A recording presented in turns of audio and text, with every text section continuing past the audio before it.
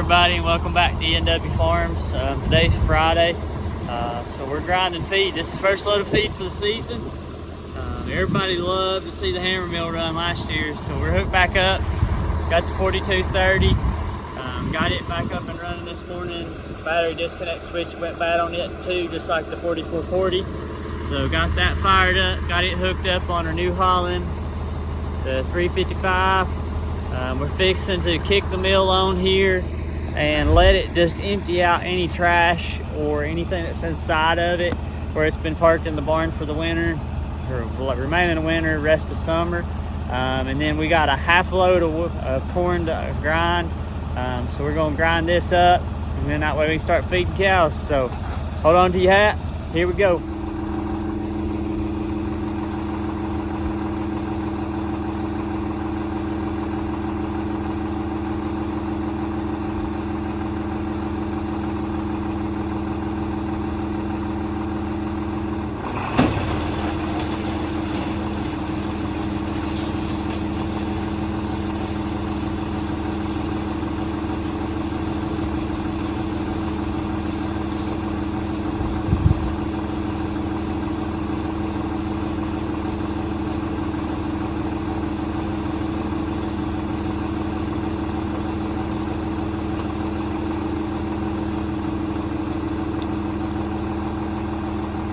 We just broke a shear pin. The shear bolt that we broke is right here.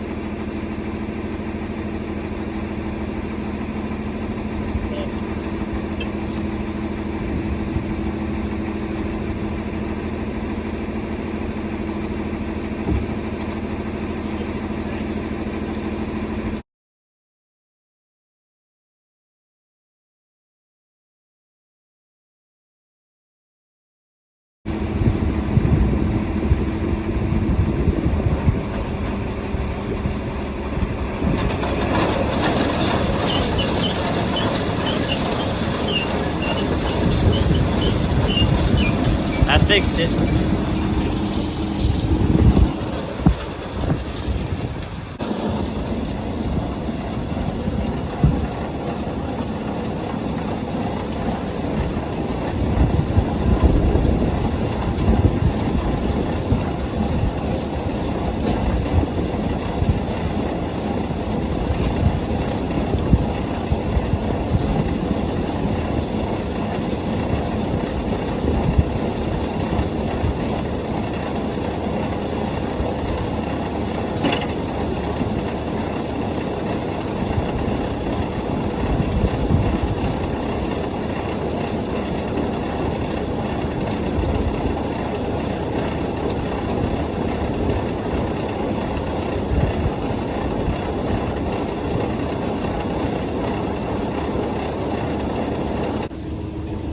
Alright, I got bad news.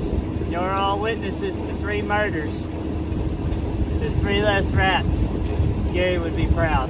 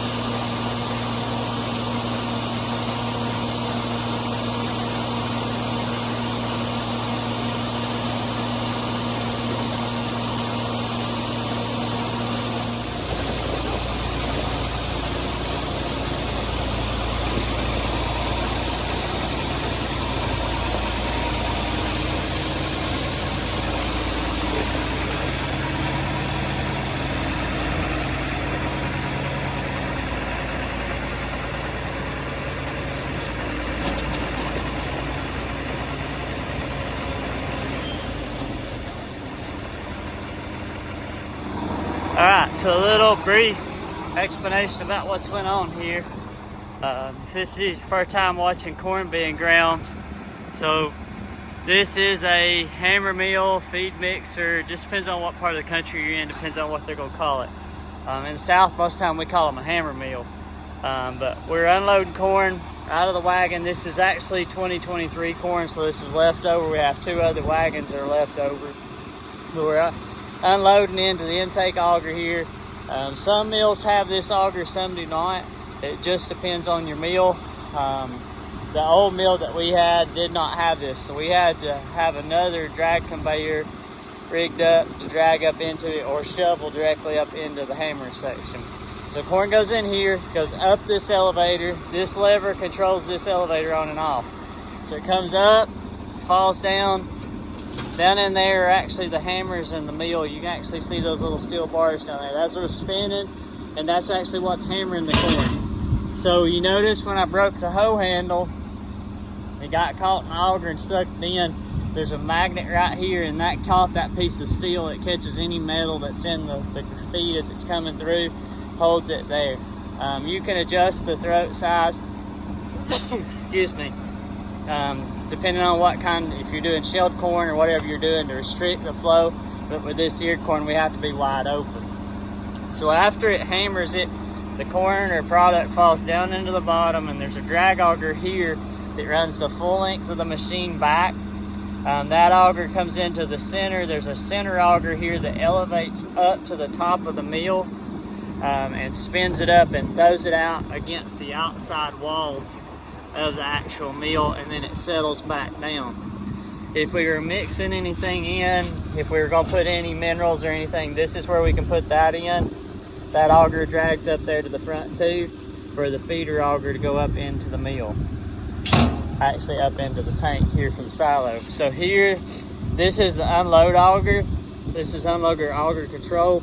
So if we were to flip that over and put it in that position, that would engage this auger right here. Corn would come up this auger, up to this portion here, and out the outside auger. What we're actually fixing to do right now is we're going to step over here and disengage the mill. And then we're gonna let this run about 45 minutes to an hour today. And then each day when we unload out of it, we'll let it run about the time it takes to feed. So to disengage the mill, you turn that T handle. It's on a tapered rise, and it pulls it out of gear. So now all that's gonna happen is this is gonna drag the drag auger and the elevator auger inside up. So let me go ahead and kick the mill back on.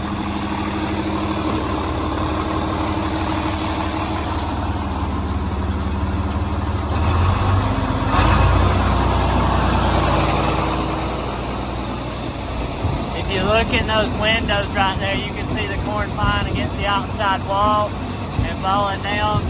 So we're probably, I don't know that we're truly halfway all the way across, but we're definitely a third of the way full. So that's a good start on corn. We should be picking corn here in a couple weeks. I've actually got corn pulled off to do a test with, and we're probably going to film that this afternoon, so that'll be the next video. But hope you enjoyed the content. Don't forget to subscribe to the channel if you're not a subscriber. It's super easy if you're not a subscriber to subscribe.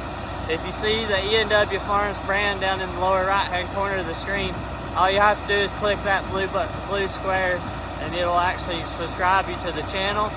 Don't forget to give us a like and a comment, and tell us something you'd like to see. Maybe we got it here on the farm.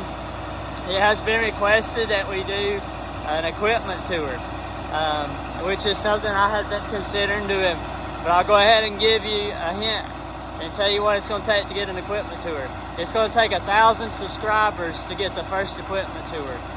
So we're pretty close to that. So when we bust 1,000 subscribers, that's when I'll do an equipment tour of the first set of equipment. And we'll let you look at what we got. We'll talk through some stuff that you've seen run all summer long, and give you some more information about that. So if you want to see an equipment tour from E&W Farms, you know what you got to do. You got to go out and get those subscribers to get us to 1,000 subscribers. And we'll catch you in the next video. Thanks for watching.